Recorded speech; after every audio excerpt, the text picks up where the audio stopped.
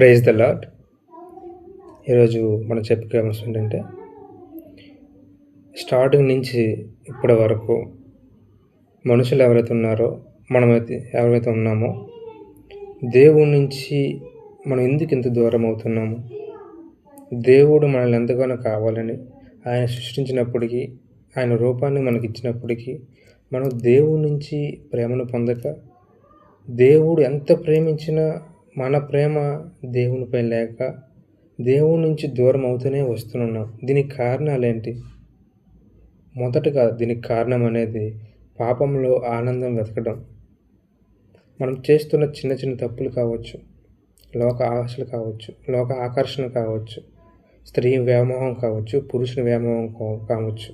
అది ఏదైనప్పటికీ ఈ లోక ఆకర్షణలో మనం పడుతున్నాం గనుక, దేవుడు మనకి ఎంత ప్రేమించినా, దేవుడు మనల్ని ఎంతగా హెచ్చించినా ఈ లోక ఆకర్షణ నుంచి మనం బయటకు రాకపోతున్నాం. ఎందుకంటే దేవుడు మనల్ని ఎంతగానో ప్రేమిస్తున్నాడు కనుక, మనం అంతకు మించి ఈ లోకాన్ని ప్రేమిస్తున్నాం. ప్రేమించే దేవుడిని విడిచిపెట్టి ఈ లోక ఆశలకు గౌరవిస్తున్నాం. ఈ లోక ప్రేమల వెంట పరుగులు తీస్తున్నాం. ఈ లోక మనుషుల వైపు చూస్తున్నాం. అందుకే దేవుడు మనకి ఎంత దగ్గరగా వచ్చినా మనం దేవుడి నుంచి అంత దూరంగా వెళ్ళిపోతున్నామండి. రెండవదిగా లోకాకర్షణ మనం చెప్పుకున్నాం. ఇవి ఎక్కువ అవడం. లోకాకర్షణ అంటే లైక్ డబ్బు, రెండవది చెడు స్నేహితులు, మిగతా వాళ్ళు మనకి ఇచ్చే గౌరవం, ప్రజలు మాట్లాడే విధానం, వాళ్ళు మనల్ని పొగిడే విధానం బట్టి మనం ఈ లోక ఆకర్షణకి ఎక్కువ లోనైపోతూ ఉంటాం. ఇవన్నీ కూడా మనిషి జీవితాన్ని నాశనం చేయడానికే కానీ మనిషి జీవితాన్ని నిలబెట్టడానికి ఏవి పనికిరావండి. ఇది ఏది శాశ్వతం కాదు. ఇదంతా కూడా ఈ లోకంలో మనం జీవించినంత వరకే.